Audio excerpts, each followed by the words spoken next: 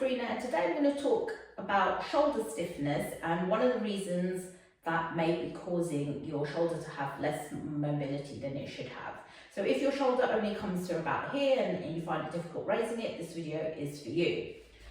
So full range of motion, your arms should be able to come up all the way to your ears and they should move freely. So you should be able to do that YMCA, no problem whatsoever.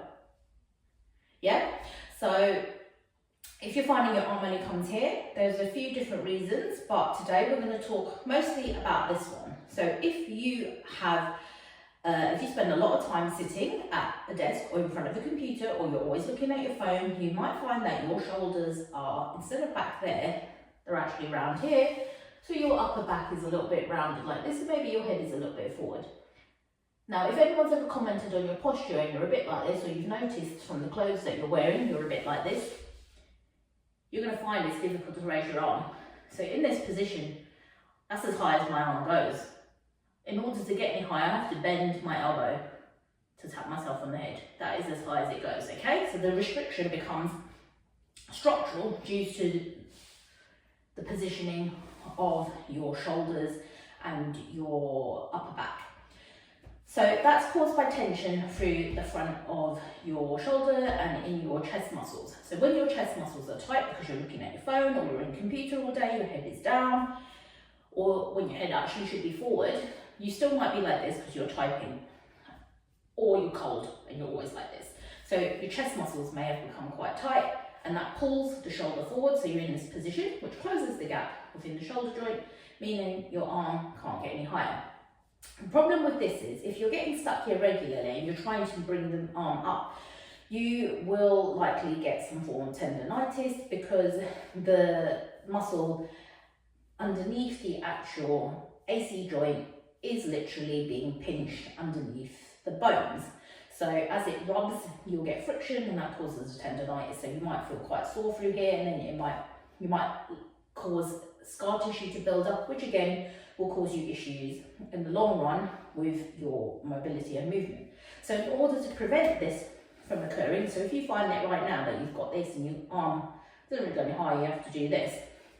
What you want to do is stretch out the chest muscles. So you can do this by firstly bringing more movement into your chest dynamically. So if you put your hand on your chest and just bring your elbow round and take it back, round and back, forward and back, and you can do it both sides, forwards and back, forwards and back. So what you've got now is like a stretching motion of the pectoral muscles. So here you're stretching, contracting, relaxing, contracting, relaxing.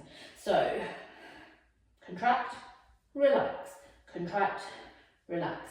So if you imagine it like plasticine, you're stretching, warming it up, making it more pliable so it opens more. And as it opens more, you then want to roll it back. So you're stretching it in a different direction. So you're making it longer this way and allowing the shoulder to sit back. So as you do that, it warms up, moves it back, shoulder hopefully now sitting a little bit further back, which means your arm has a bit more space to move. Now if you've built up scar tissue in the area above the shoulder, so this is one of the rotator cuff muscles, which brings your arm outwards.